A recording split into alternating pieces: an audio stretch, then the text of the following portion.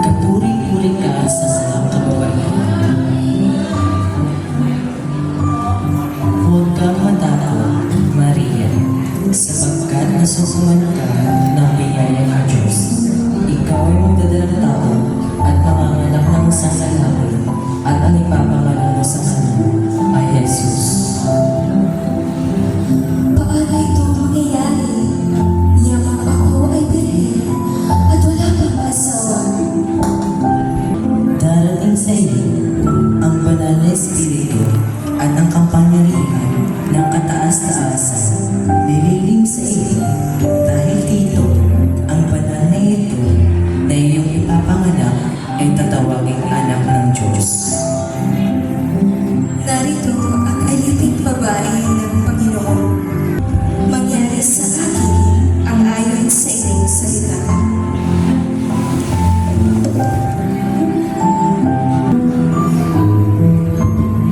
Si Maria ay nakatakdang mapang-asawa ni Jose.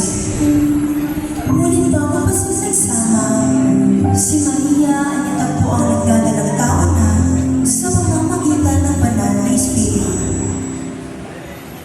Si Jose na kanyang asawa ay lalaking malunan at hindi na gusto mapahiya sa kanya si Maria.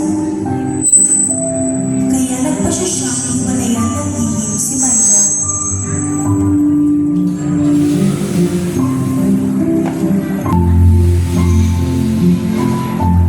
Jose, huwag kang mangamba.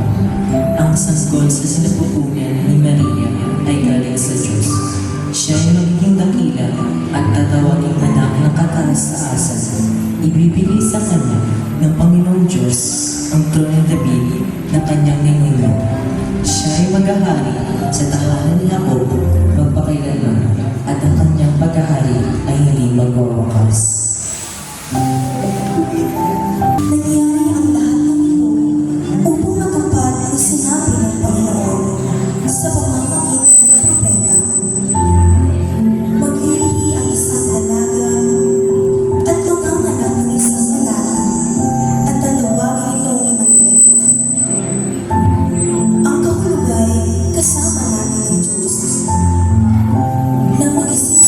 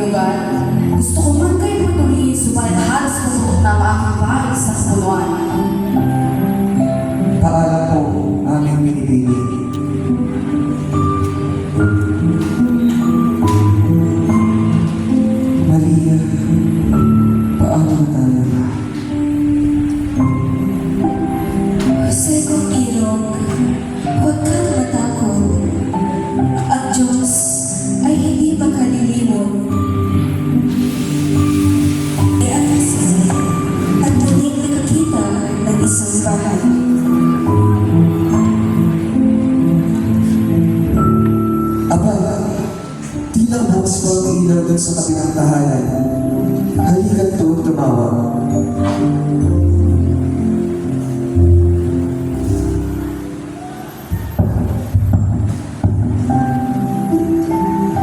O man-ibig kung sino man kayo, libong bahay, nasa isip ko, darating kayo na kilala ko. Buong bahay, dapat iwasto. Butihin po, Ginoo, kayo'y Ama. Alang-alang sa buhay na dinadala mo.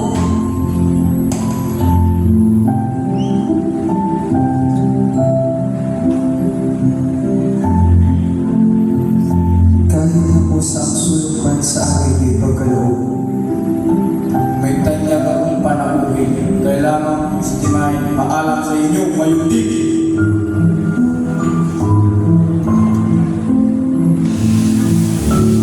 Sa paglalakbay nila, ay bihis silang nakakita ng isang bahay. Kay gandang bahay, o iyong tignan. Mabuting puso sana'y nandiyan. Kung maawain pong may bahay, kami sana'y malululuyan.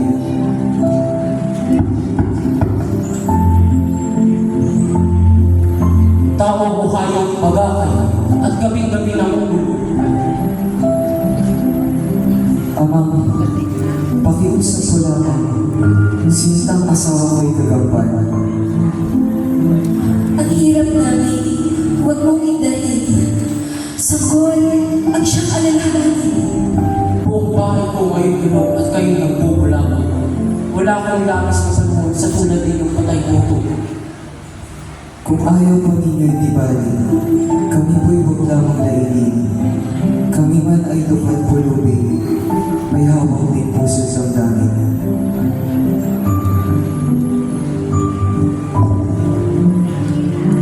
Jose, halika't maglakbay muli. Sa kanya'y ang dapat na sundin. Pag-asa natin, di taong saksi, kundi ang Diyos sa ngunit tayo.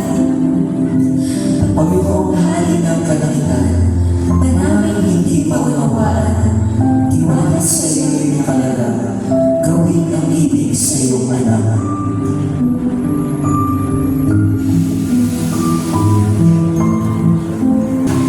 Maria, natatanong ko ba yun? Isang bata. Sandali yan, magtatanong ako. Bata, ikaw'y isang pastor. Maaari bang magtanong kung saan may matutulayan dito ngayong gabi?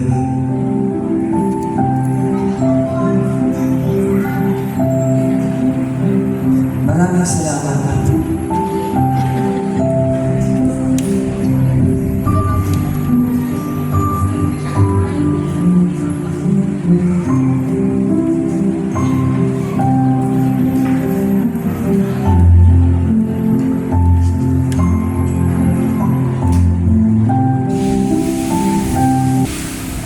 Jose, nasaan na ang batang ating sinusunod?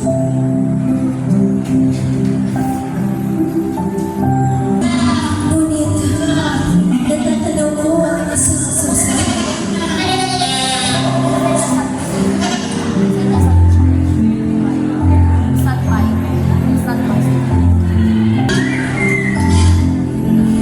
Maria kasi, at doon na nanganak si Maria.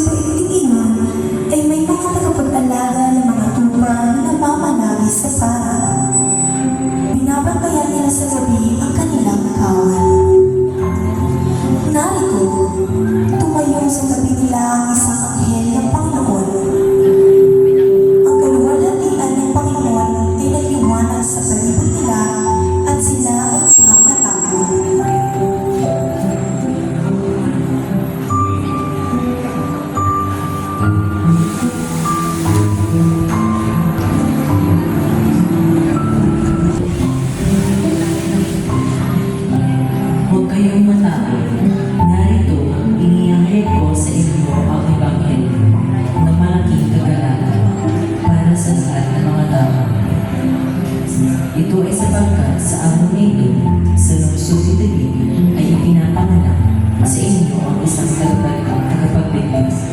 Siya ay Kristo na Panginoon. Ito ang pagmamahal ninyo, inyong masusungsungan ang sanggol na nagapalo na mamamahakang tela at nakahigang sa isang sapsapan.